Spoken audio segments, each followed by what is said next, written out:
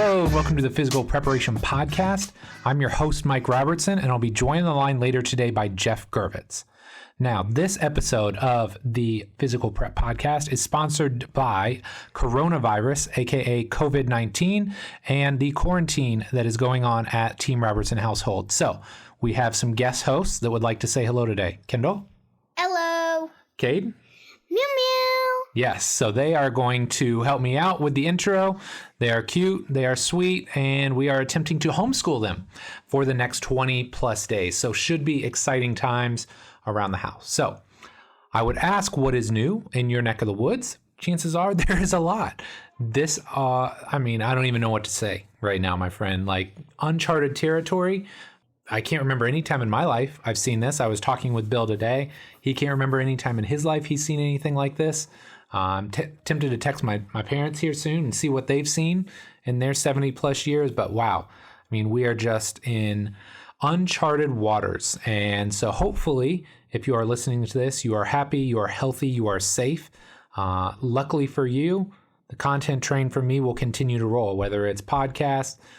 We dropped a new iFast podcast. Well, we haven't dropped it yet, but we recorded it today at the gym.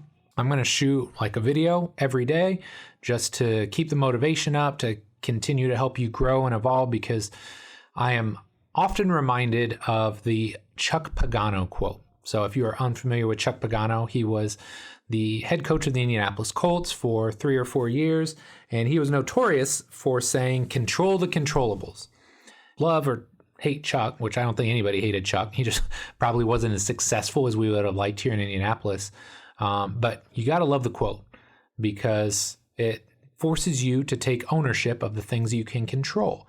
And this is something we talked about with our kiddos the other day. You know, Kendall was kind of bummed out that she couldn't, go to school and see her teacher and see her friends. And, so we had that discussion of, well, okay, but we can't control that.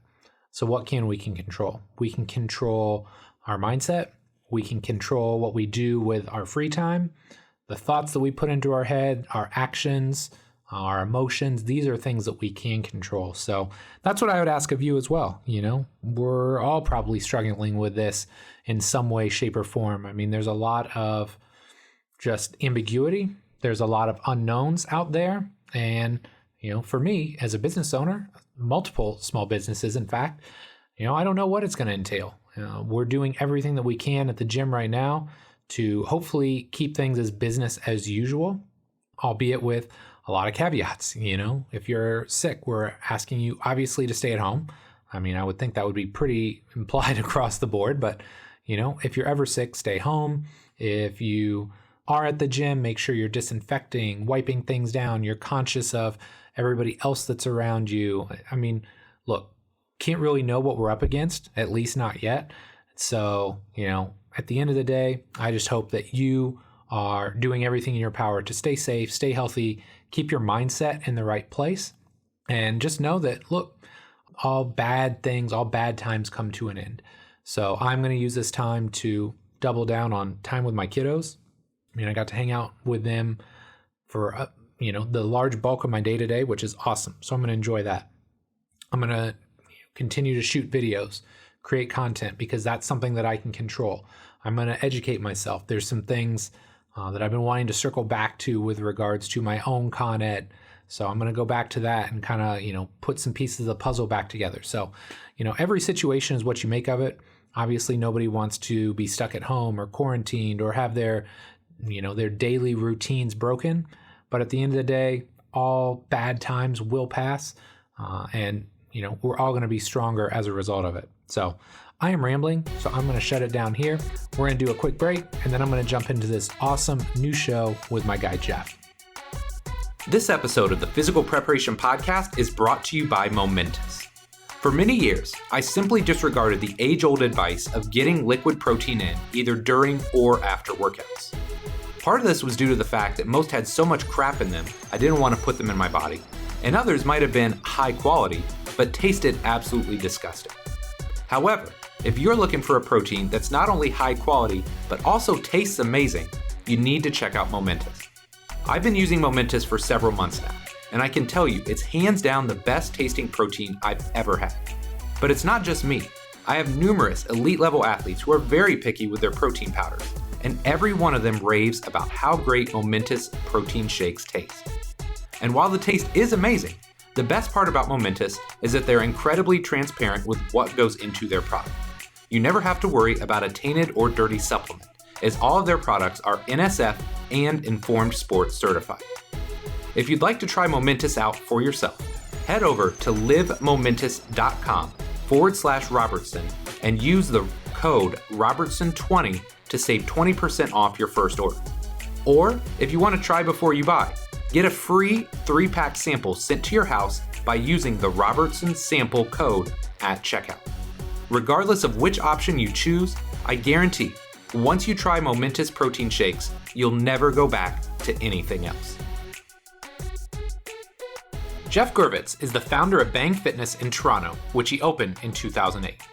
He traveled the world and tried every job, from translating Chinese to writing the back covers of Harlequin romance novels, before finally finding his calling.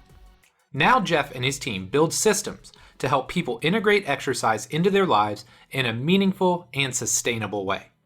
In this show, Geoff and I take a deep dive into training the general population. We talk about why we need to stop focusing on so-called transactional workouts, why much of our industry is focused on novelty versus nuance, the power of creating a shared vocabulary with our clients, and a state of the union with regards to movement that you don't want to miss. There's some great back and forth in this episode, and I think you'll really enjoy it. But enough for me. Let's do this.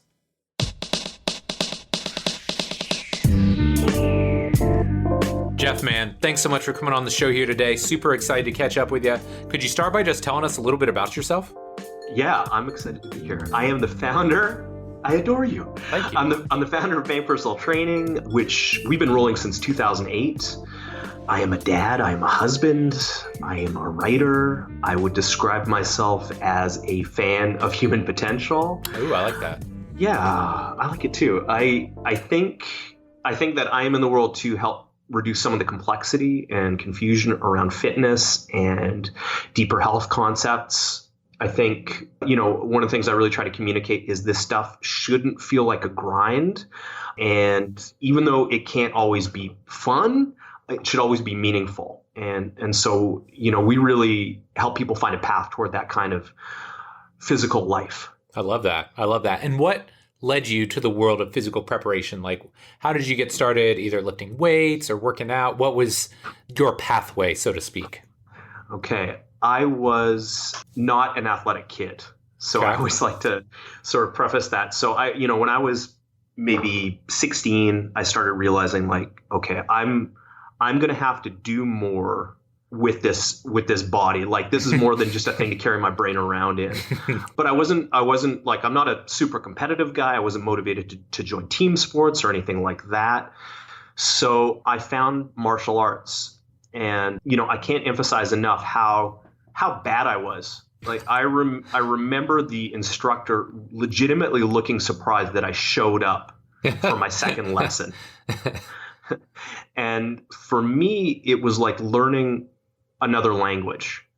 I couldn't just do a thing. If they said, and there was a lot of chopping, you gotta chop somebody in the neck. I couldn't just do that. I couldn't just replicate it. I would have to say to myself, okay, lift your hand up about 45 degrees. It's going to be index finger up. Then you're going to rotate palm up. You're going to bring that across your center line. So it was sort of like in the early stages of learning a language, you're kind of translating one word at a time. And that's really how it felt for me. And it took a lot of time and a lot of practice to be able to get to the point where I could just physically express myself. And I never really thought about it at that time. And it was years and years that went by where I never in a million years would think I would be in the industry that I'm in. But then I realized the great value or the great asset that I bring is that I can translate. I can look at what athletic people do and help anyone reverse engineer that stuff. So, for me, I went on. I worked for years as a freelance writer. I lived abroad. I did all kinds of things, and I moved to Toronto in 2002. And I was back in martial arts, and I was thinking, and I remember this really clearly. I was thinking about how impactful this has been for me. And all I really wanted at the time was to find a path to doing this for as long as humanly possible. I want to be in my 60s and my 70s and move well and be strong and durable and mobile and be physically robust. And in researching that, at the time it was a very different landscape. We're probably going to get into this, but there was not a lot of information. So there was sort of the men's health stream. Yep. There was like popular fitness, and there was athletic performance, and there was not a lot to bridge the gap. So I went into athletic performance, started reading and researching, and I didn't even know why, but I was just so compelled by this. I found it really interesting and was digging into the material to the point where people started to go, why aren't you doing this? Why aren't you working with people? So I dipped my toes in the water as a personal trainer, and then that started getting traction. And then, I had the intention of maybe someday, 6 or 7 years down the road, hey, maybe we'll open a facility up.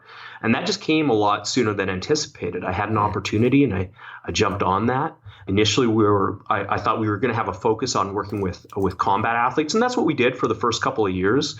But I really like working with the general population. I think that's where I really bring value. So that's what we've been doing for over a decade now. That's awesome. So tell me a little bit about Bang. So you opened in 2008. Mm-hmm. So that's where you started with like the MMA, and you thought this was going to be my thing, and just kind of transitioned to more Gen Pop from there? Yeah. So we always had fighters who, generally don't have much of a training budget. So it was never a business model. In fact, yeah. Right. And we know this, and I've seen friends go through this with all kinds of sports where, it really is. A lot of people will say, yeah, I work with, X population, athletic population, but we all have general population folks that's where we can base a business around. But I found that that's where these are the people I love working with. And it's cool if we're shaving, a 100th of a second off your 40-yard time, that's cool. But when we show someone how to find an enjoyment of movement, how to integrate this into their life, like, to me, that's life-changing, and that's a lot more profound. So that's what really makes me happy. I love it. So let's start very simple here. Let's start with the Gen Pop. If you had to summarize your philosophy or approach to training them, what would it be? Okay. So I think there are a few basic concepts. Okay. And one is, I'm not here to motivate people. I have an implicit trust in people's motivation, and that's a big defining feature of what we do. We're in a culture of people who feel like they need to be motivated. They say that they need to be motivated. That's probably the most common thing I hear when I talk to people. But they're still struggling to make it happen, and they feel like it's a motivation issue or a discipline issue.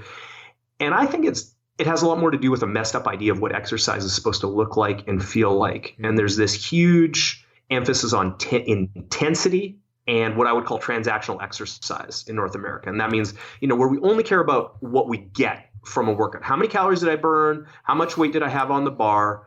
And there's no love of process. And so of course you need to be motivated. You have a miserable idea. You have this idea of fitness that sounds like a forced march to me. But I don't think anybody needs to be cajoled into wanting to have more energy or to move more fluently or feel more at home in their own body. Nobody needs to be motivated to keep up with their kids or want to keep up with their kids. So for me, the real problem is what friction points exist in someone's life. What negatively impacts motivation? What sucks energy out of this? And so for us, we're all about eliminating those friction points. So rather than trying to yell someone into fitness, I'm asking the question of how do we stoke the fires of intrinsic motivation? Because that's the stuff that people are going to keep well after our relationship for however long it is. And we've been working with people, we've had folks that are working with us for 10 years plus, but we're not going to work with them forever. Right. That being said, I want to make sure that we have an impact that goes well beyond the time we spend together.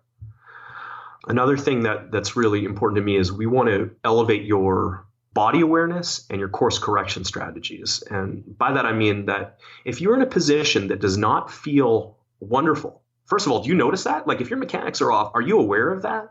And if you are aware of that, do you have nuanced course correction strategies? Can you make the subtle adjustments to make those mechanics work? We like to talk about movement variability, and that's, I guess we can follow it under that, but it's really about those little differences.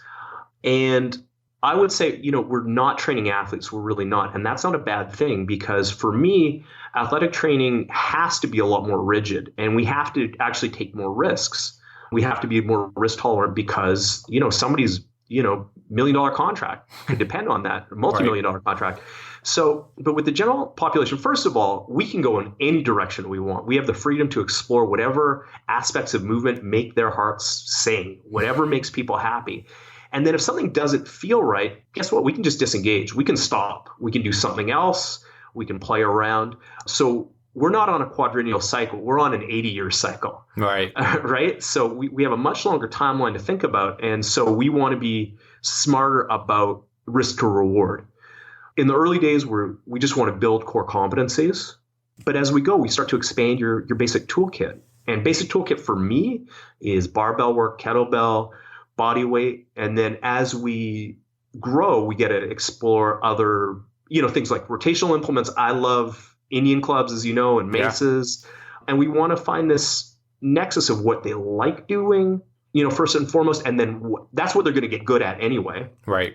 And then we want to explore that stuff. So it's not a desperate race to get your body composition, get your abs before your knees give out or your back gives out, right? It's sometimes like that's how I feel people are treating this.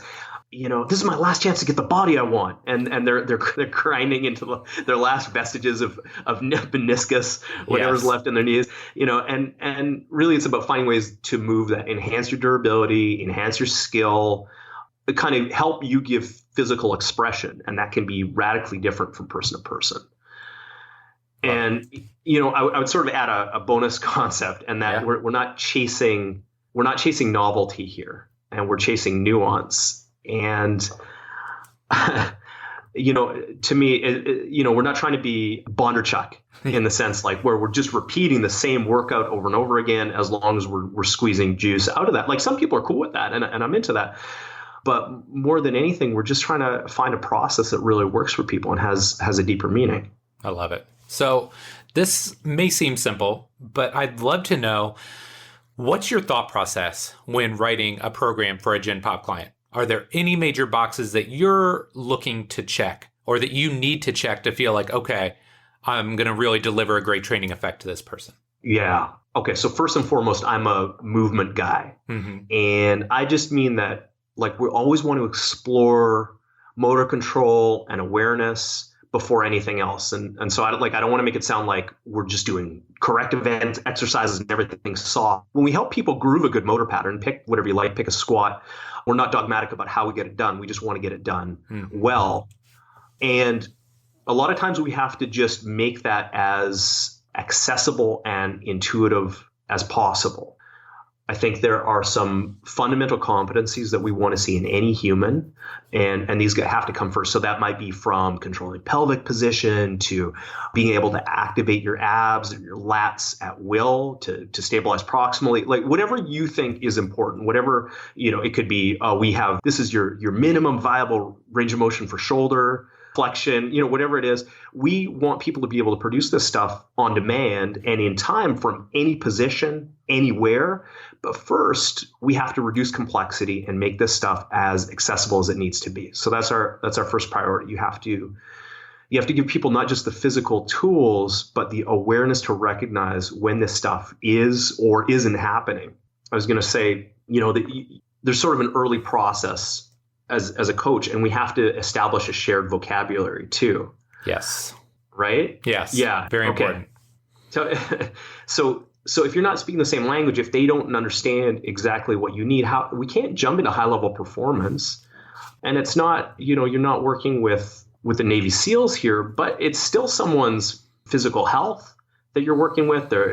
So we really have to place a high priority on that and make sure that we do our due diligence before we go, and we have that shared common language, that we're super clear on what words mean, what our cues mean, what positions they need to get into, because we can't just hope for the best when the stakes are higher. Right. So, was there more? Did I cut you off? I was just gonna say. Well, I want to hear what your thoughts are. Well, it's your show, man. But I did write something down because I think the shared vocabulary triggered something in my brain that I've talked about for I don't know, at least 10 years now. And it's this idea of preconceived notions when you're working, and it works for athletes as well, but I feel like especially with the Gen Pop, they have like preconceived notions as to how they should present, right? Like they have this idea of this is how fit I should be, or how flexible I should be, or how strong I should be. And so one of the things that I always tried to set early on was that expectation of I don't have expectations, right? Like I don't care how fit you are or flexible or strong, whatever, stick you're measuring yourself by. Like I don't care. Like all I care about is where are you at now and where do you want to go? Yeah. Like that's all I care about. I don't like you any less if you can't hit a certain squat number. Right. That's not what this is about. 100%. And I think if we're just curious, so if we come in with that curiosity mindset, we just say, hey, let's look at stuff. Let's explore stuff. There's no agenda. We're just trying to, have a common language, get a sense of where you are. What do you feel really good with? What do you have some question marks about? What do you know, like just doesn't feel right? Right. Okay, now we're starting to have a basis to explore, and it's a very collaborative relationship. Yes. And that's one too, where you have to find this blend between, you and them, right? Like in a lot of coaching relationships, it's what does the coach want to do, right? Mm-hmm. The coach squats and bench presses and deadlifts, and that's the program for everybody, regardless of if it feels good. Versus like you alluded to, a collaborative relationship. Number one, the client has to be kind of open-minded. You as a coach have to have a broader toolkit and be a little bit lighter on your feet because you don't know how everybody's going to move. But I think there's a lot more value in that. And I know you and I agree on this. Like if you're in this for the long haul, I think it's a far better long-term approach to have that malleability and coach more based on where somebody can succeed versus trying to jam the proverbial round peg into the square hole. It's just that really sucks the fun out of things. It does. And again, if you're an athlete, okay, maybe we have to be a little bit more rigid about stuff. But what are we doing this for? Right. We're doing this to enhance quality of life. So maybe in the moment we're doing this, we shouldn't suck out enjoyment. Maybe we shouldn't suck out quality of life. That doesn't make any sense. Right. Yeah, and you're absolutely right too.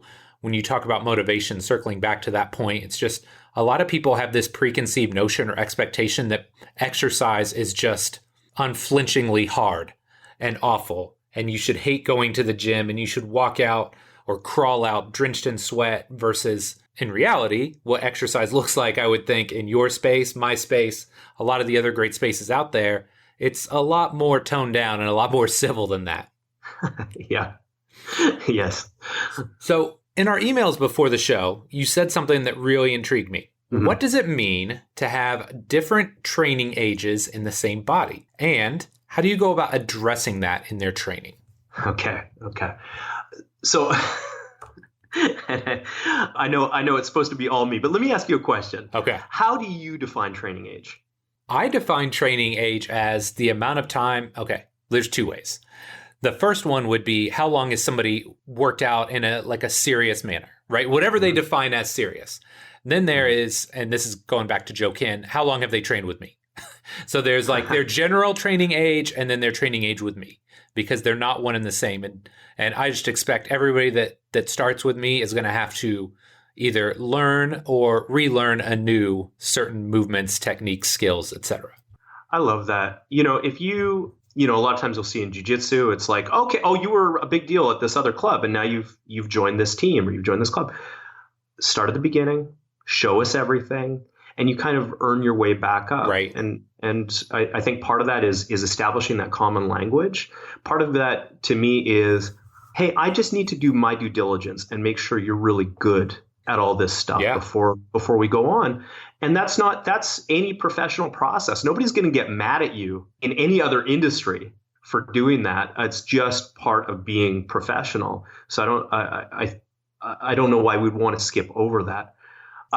So I agree with that. I really like that idea of training age with me. Mm-hmm. Okay. So we begin again.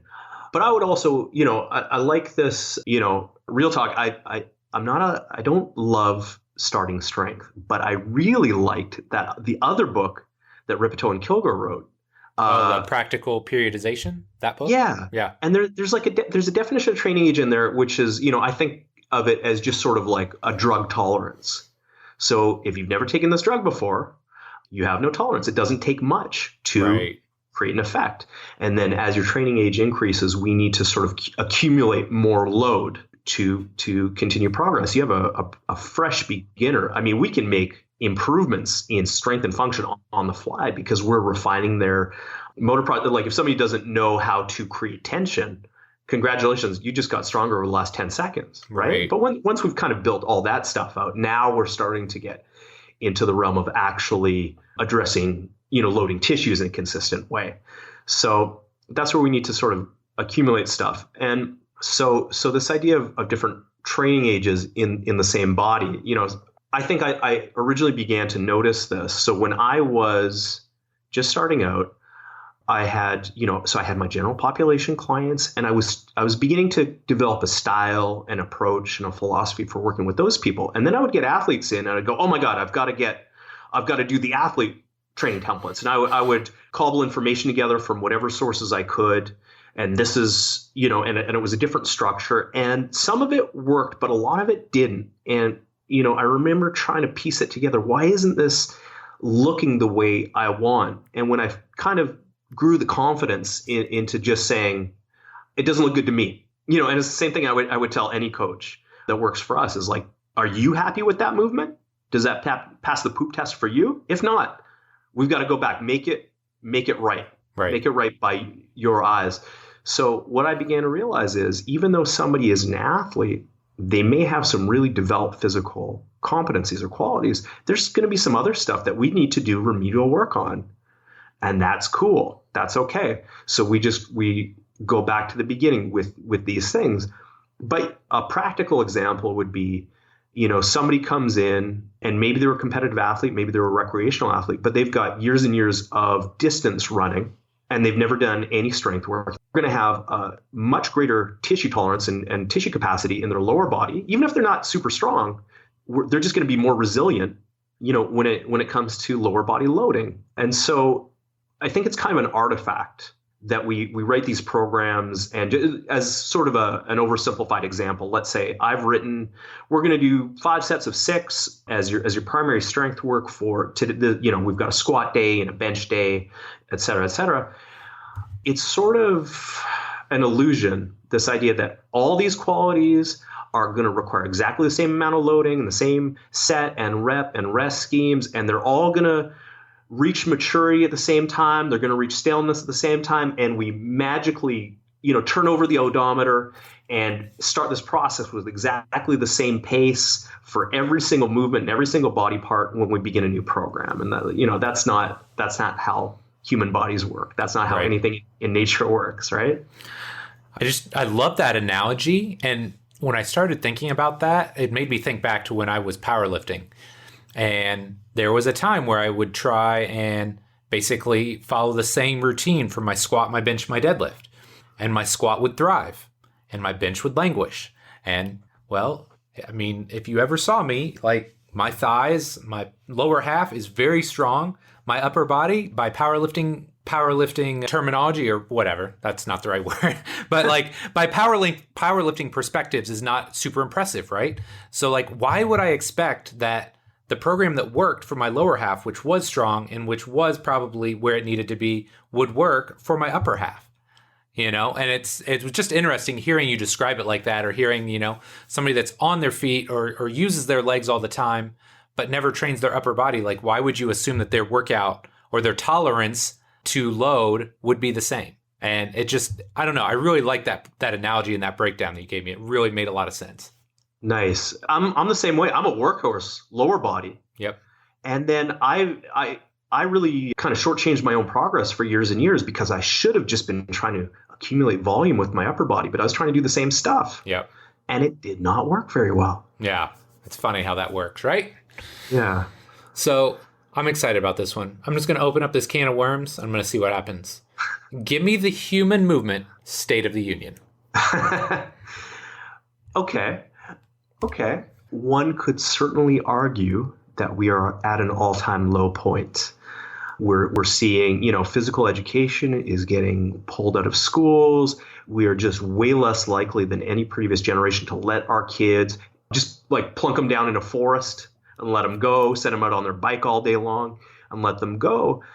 And, not to get too far on a tangent, but, I remember reading years ago this book it's called Moonwalking with Einstein. It was about this guy, this journalist decides he's going to become a competitive, what do we call it, like a memory athlete. Oh, yeah. So, okay. you have to memorize like the order of like 4 decks of playing cards, all these really sort of complex memory challenges. And he talked about how a lot of mnemonic devices, like tools to remember numbers and facts and everything, I believe it was in ancient Greece, it was like there's no huge written record of this stuff because everybody just had to do it. There was no storage. There was no computer.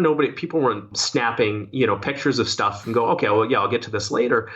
So it was so integrated into their day-to-day life that nobody even thought to document the tools of memorization. More recently, when I started getting really into Indian clubs, one thing that I learned from a guy named Paul Wolkowinski, who is, I love and is has kind of remastered this almost lost art. He was digging into Victorian era manuals on how to swing Indian clubs. And the problem that he found was there was no remedial work. Everybody, 100 years ago, this was the State of the Union in North America, in England. This is just what everybody did. This was integrated into physical culture. So it was unquestioned that you knew how to do it. And so all these manuals, when we go back and try to decode them, they all assumed a level of competency with clubs. And now when people are trying to pick them up, they're like, I don't know, like, how do we even get into this? There's no sort of intro level. And so we can't assume that we're not going to lose this stuff. As an aside, do you know where yoga is super not popular, where nobody's practicing it? Where? It's India. Yeah, really? I was going to say that, but I don't want to look like an idiot. No, it's true. Somebody just told me yesterday that he has a friend that brought Western style yoga to India and they're flourishing, but nobody's doing traditional stuff there. And so this stuff is, we're on the cusp of losing a lot of really deep traditional knowledge. So, we have to, I think more and more our role is going to be to help kind of restore that basic level of physical competency. But right now, things are looking, I don't want to be Debbie Downer about it or pessimistic, but yeah, we're not. I mean, it's been better. Right. Physical culture has been better. Right. And again, we also have this weird Protestant work ethic in North America when it comes to exercise. Like, it doesn't count. You got to grind. It's got to be awful. I've got to be lying on the floor afterwards. I'm like, are you sure that's what human movement's supposed to be? Yeah. Because I'm pretty sure this stuff is supposed to be inherently enjoyable and as part of our physical experience. But so I think we have to be careful about that and how we're expressing it. I love that. And, it's frustrating. We both have young kids. And I think seeing that firsthand, how old is you have your son, right? Is it just the one? Just the one. Okay. Yeah. He's 3.5. Okay. So you'll see it more because my daughter is 9 and my son is 6 and they get PE once a week, and there's days where their PE isn't even PE, like they do something else. And it's just saddening to me because I remember, and again, showing my age here, but we had PE every day. Every day. And it's on top of at least one. And I feel like we generally would have 2 recesses every day. On top of, when we got home from school, we played outside. So, we can all like beat the drum of we need kids to be outside more and be more active. But I think as parents, just trying to find ways to make it fun, make it engaging. I mean, there's plenty of days I get home from work. The last thing I want to do is go run around and be active. But man, at the same time, like if you're not going to show them, if you're not going to lead the way, who is? Yeah, we have to model it, and doing it when you don't always feel like it is maybe part of the deal. Yes. One thing I've been thinking about a lot lately is, if I were to say, hey, your physical health relates to your mental health, or doing exercise is good for your brain. That's not very controversial. Right. But I think we assume there's some kind of alchemy that goes on. I did a physical thing and then it translated into a brain thing where to me, we transfer is the magic world in our industry, right? So, we can talk about transfer in terms of maybe general physical preparation. Hey, if you've never squatted before, you start squatting, I'll bet it elevates a lot of other physical competencies. But the most universal stuff, the most universally transferable stuff are the mental skills we learned. Hey, you're uncomfortable. Okay, continue to go, explore your limits, flirt with your boundaries. And so if we sort of agree that this is part of the mental health landscape, which I very much believe it is, and I'm not saying that math isn't important, I'm not saying that biology isn't important, but probably your mental health is our top tier. So now I don't know if we can expect or demand that schools with limited budgets and all kinds of influences can do this work, but I do know that we're responsible to make sure that it gets done. I mean, I'm bummed out at what education looks like in 2020, but that my complaining isn't going to solve anything. So we have to look at how do we make, we'll call it remedial physical education, as accessible as possible. Yeah, I love that, man. So last but certainly not least, we've both been doing this coaching and entrepreneurship thing for a while now. So I'm really interested in your thoughts. How has the fitness industry evolved over the past decade? Yeah, I remember when I was getting into things, just finding quality information was so hard. You really had to, you had to dig through research, and a lot of times you had to go to an actual library if you wanted to see that research. As well as that is. And, I remember in the early days, one of the ways that we showed value or as a business was, hey, here's an exercise. It's novel. You've never seen it before. And people are like, wow, this is so crazy. I didn't know you could do that. That's not the case anymore. You can go on to YouTube or Instagram and probably spend the rest of your life just watching exercise videos. So, and a lot of it's novelty based and it is what, and that's what people are interested in. Okay. The problem isn't finding information anymore. And it's really not even finding quality information, because there are a lot of really smart people putting out great content all the time. So more now, I think we have to ask the question of, well, what role do we have, especially as a brick and mortar business, okay, which we both have. So how do we bring value in 2020? And to me, I think that's a couple things. A big piece of it is showing people nuance, because you can watch an exercise video, but those little details, those little adjustments, the ways, the tools we have to just help people feel what they're supposed to feel, or tune into an aspect of their experience, or go off script and go, hey, I know this was the plan, but let's try this today. Can we, one of our favorite phrases, and I think for our members, one of their favorite phrases is, hey, can we try something? Yes. And we get to explore, and we get to deepen our relationship. We get to deepen their relationship with their own body. So that's a big part. And I think, coming back to this mental health aspect, I think that's the other great way that we can bring value, because we see people more than their doctors.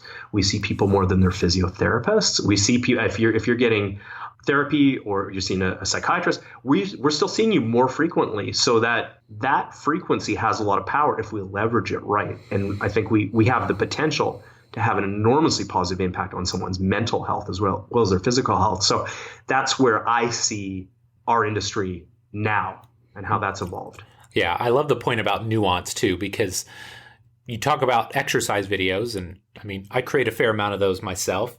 Mm-hmm. And I think the biggest or the best compliment that I get from those is, wow, I never tried it like that, or wow, I never thought of it like that. Which, if you see the exercises I'm showing, it's not forward lunge to curl on Bosu ball with eyes blindfolded. It's not, I'm not winning the novelty awards here.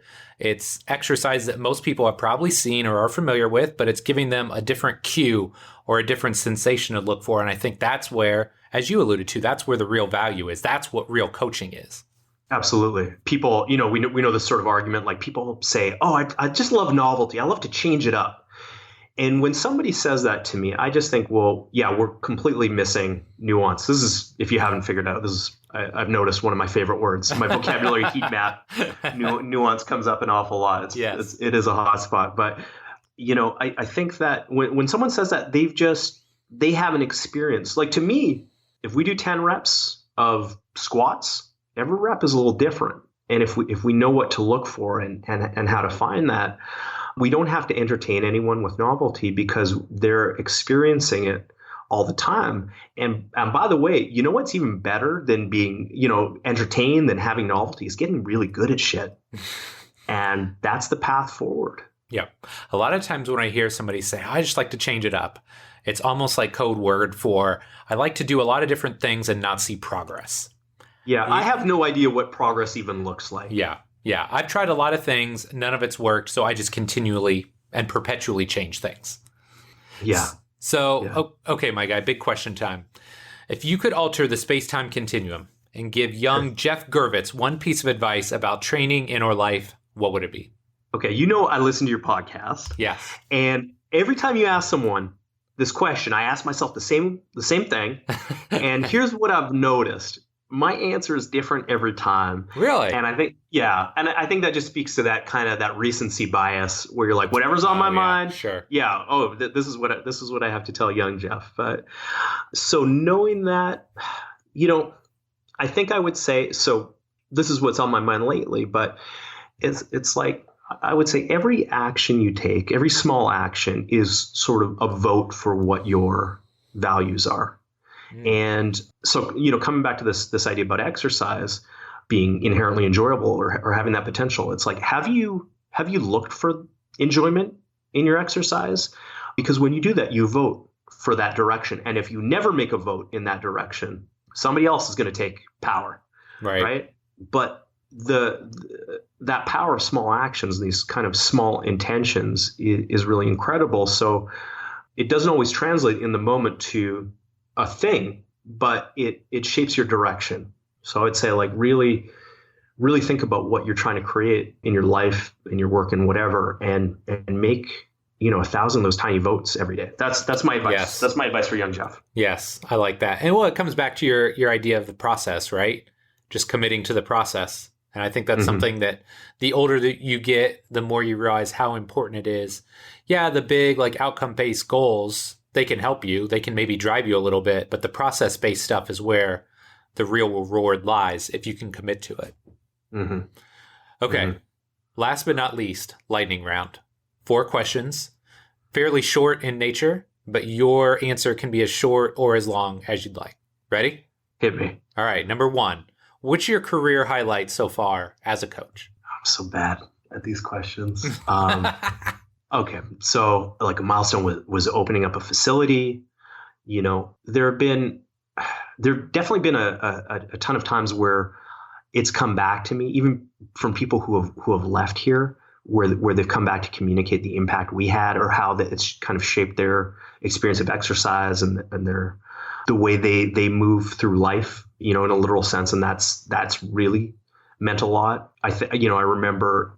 I was saying, when I was looking at these templates for athletic training, I remember those moments of kind of discovering that I can shape my own path out. I don't have to follow anybody. I can do what is meaningful to me. Yep. I think, highlight for me was sort of early in my career. I had an opportunity to collaborate with Precision Nutrition and get to know folks there who have continued to be great friends to me.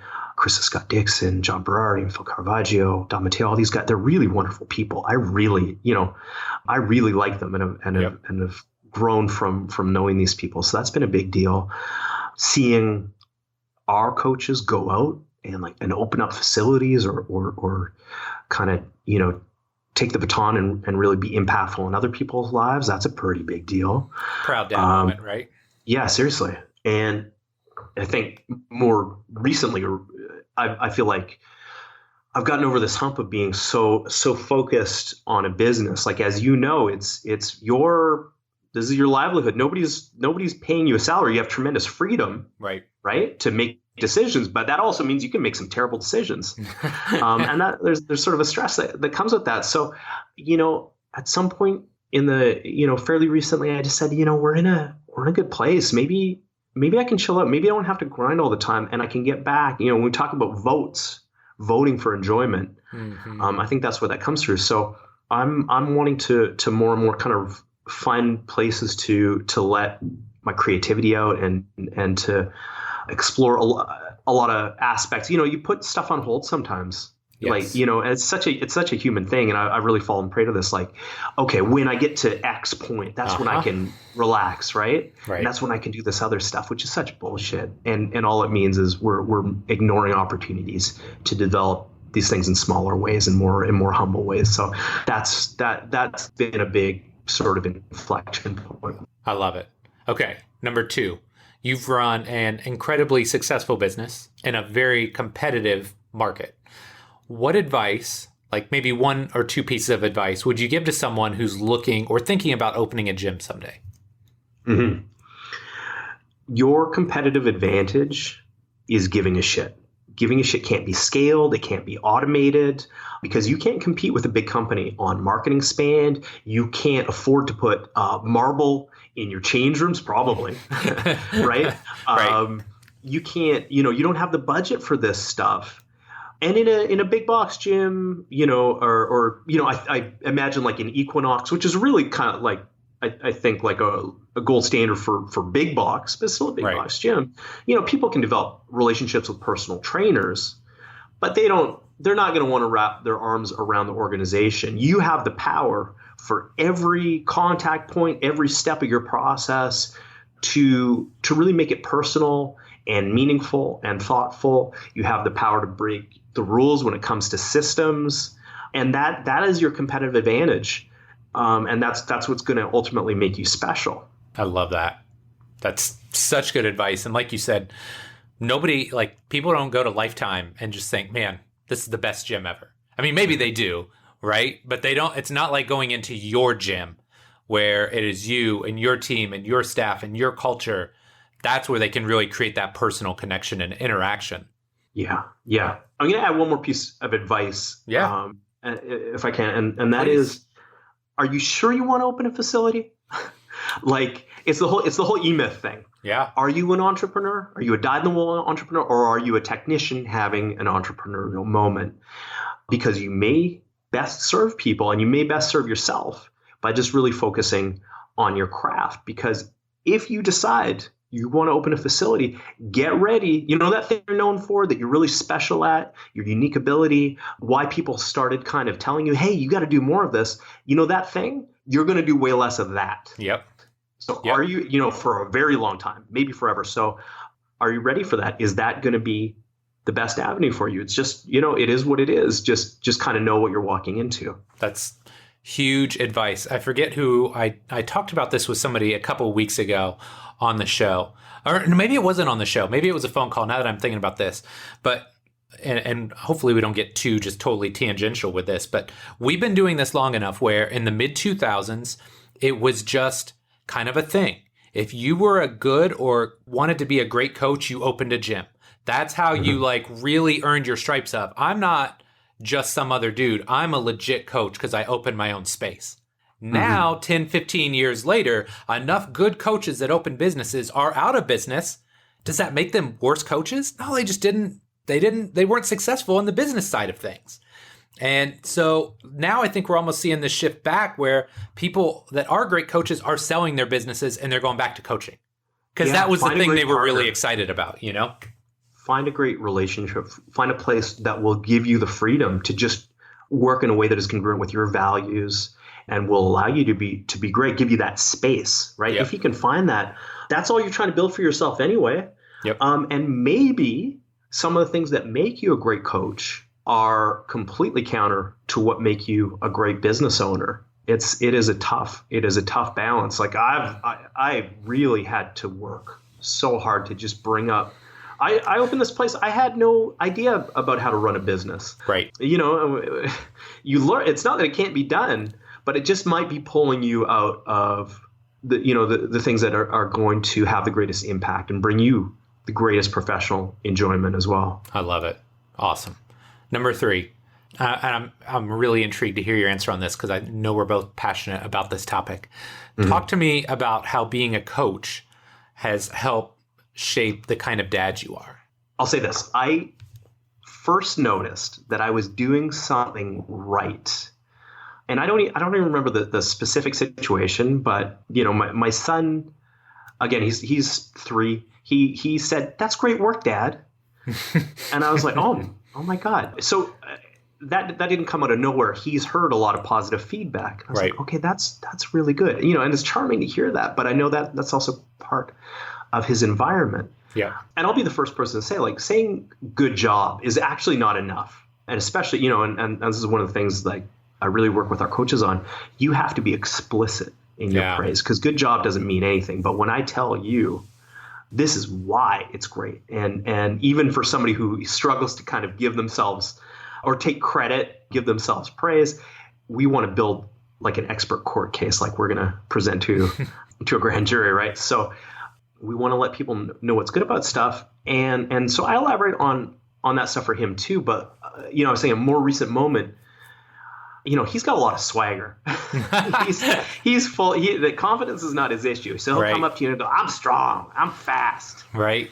And so, with respect to this idea of moving into a growth mindset, what I've tried to do is, when he says good job on something, I'll say, "Oh yeah, I was really working on that." Or he'll ask me that. "How did you figure that out? How did you do that?" And I said, I just kept working on it and trying till I figured it out. And when he does that, like I remember a couple of weeks ago, he was struggling to get his bike from the street over the curb onto the sidewalk, which is, a lot of work when you're 3. Yeah. And he's going, he's like, he's got positive self-talk while he's doing it. He's like, "I'm strong." And he's growling when he does it, which I love. But I'll say to him, "Hey, when he got it up, I said, I saw that you kept working. That was really hard. And I saw that you kept working until you got your bike up." And so, one thing I struggle to give myself credit too sometimes, but one thing I've noticed is I am good. I mean, this is the role of a coach, right? Our job is to manipulate challenges. We want to find the hardest thing that somebody can do well. Yeah. And so I will manipulate challenges in his life because I'm in a position now to kind of puppet master some stuff. And to the point where he has to work, and I kind of have a sense of how long he's going to try for before he gives up. And I flirt with it, but I give him wins. I make sure he is consistently executing wins, because it's not Navy SEAL style where it's like, "This is why you failed." And this is, it's never occurred to him, I don't think, to give up. Because I just kind of give him just enough where he works. And I've noticed this builds over time. Now he's willing to stay on stuff longer. And this really, it makes me pretty proud. And I don't know, I don't know how it's going to go or what challenges we're going to have in the future. But so far that I see a lot of positive indicators. So we're just going to keep rolling with that. I love it, man. Okay, my guy. Last but not least, number 4, what's next for Geoff Girvitz? What are you working on? What are you excited about? Anything. Okay. So some cool stuff. We're almost through a rebrand at Bang. And this has been a really interesting experience. People ask me about, why would you do a rebrand or why would you do it? And I think it's just anything that forces you to really kind of challenge yourself about the clarity you have about what you want to do, who you work with, how you best serve them. That's all been really great. And we get to have fun and do weirder stuff and more creative stuff. So I've really enjoyed that. The other thing is, my newest project is called Dad Strength. Yeah. I've got it. And this is just about, okay, well, I'll say this. I've got enough work in my life. So I'm not just trying to have a side hustle. I'm not trying to create work for work's sake. So my one real rule for Dad Strength is it's got to be out of love and it's got to be out of pure enjoyment. I've got to really have a great time working on whatever I'm doing. So we've got some projects in the works. Eventually, you'll hear a podcast and we'll do some other stuff. Yeah, which I'm excited about. For now, I've got a Facebook group and, I do a little bit of what I call lifestyle consulting with people. But again, it is all purely for enjoyment. Very cool. Very cool. Well, Geoff, you've been amazing to chat with today, my guy. Where can my listeners find out more about you and everything you have going on? For training, check out bangpersonaltraining.com. Dad Strength is, you're going to be shocked when you hear this, it's dadstrength.com. We've got a group on Facebook, so just look for Dad Strength. And if you want to talk about any of this stuff, hit me, Geoff, Geoff, at bangpersonaltraining.com. I love it, man. Well, Geoff, thanks again for coming on the show, buddy. It was great chatting. Thanks for having me. It's been a blast.